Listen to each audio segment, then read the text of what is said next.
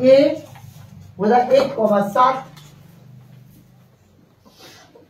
वजा 1,7 बी बिंदू आहे 4, वजा 3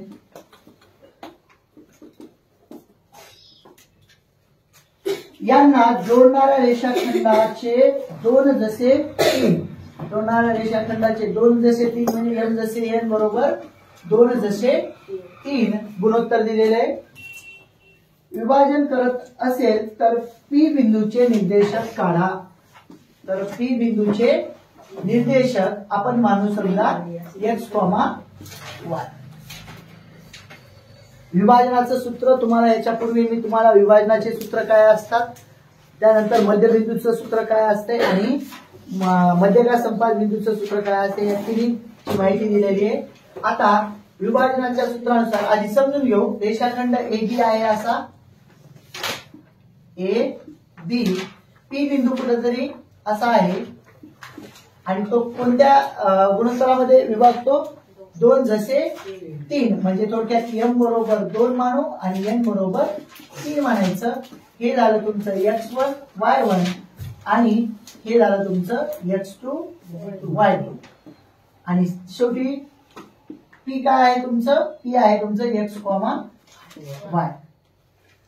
झालं विभाजनाच्या सूत्रानुसार रेषाखंडाचं जे काही विभाजनाचं सूत्र आहे त्यानुसार आपण x ची व्हॅल्यू काढू। x बरोबर काय असते विभाजनाच्या सूत्रानुसार, x बरोबर काय असते mx2 plus nx1 divided by m plus n हे सूत्र आहे। आता मांडणी करायची आहे। m बरोबर किती आहे आपलं 2, x2 किती आहे तुमचं 4 अधिक n किती आहे तुमचं 3 आणि x1 तुमचं किती आहे वजा 1 झालं। छेदामध्ये हे 2 अधिक 3 सोडवायचं याला 4 दोन्ही 8 आपण x ची व्हॅल्यू काढत आहोत अधिक। आता अधिक तर हे आहे पण वजा असल्यामुळं हे अधिकचं वजा होईल म्हणजे गुणाकार होत असते वजा 3 1 3 छेदामध्ये दोघांची बेरीज 5 या दोघांची वजाबाकी 5 छेद 5 5 1 5 5 1 5 म्हणजे x ची व्हॅल्यू आली तुमची 3। आता y साठी सेम ते सूत्र y बरोबर my2 plus ny1 divided by m plus n झालं। मांडणी करायची m बरोबर किती आहे 2, y2 काय तुमचं वजा 3 अधिक हे n बरोबर आहे तुमचं 3 आणि y1 आहे तुमचं 7 मांडणी झाली। आता छेदामध्ये दोघांची बेरीज म्हणजे 2 अधिक 3 हे दोघांची बेरीज वजा आहे अधिक आहे 2 6 वजा 6 या दोघांचा गुणाकार 7 21 छेदामध्ये दोघांची बेरीज 5।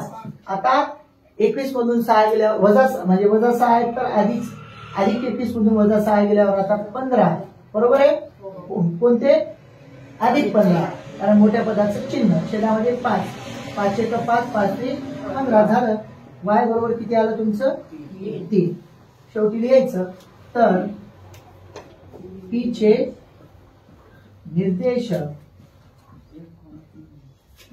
x, y बरोबर 1, 3 आहे। ह्या पद्धतीनं छानपैकी 1 बाय 1 स्टेप वाईज सोडवायचे। समजलं का?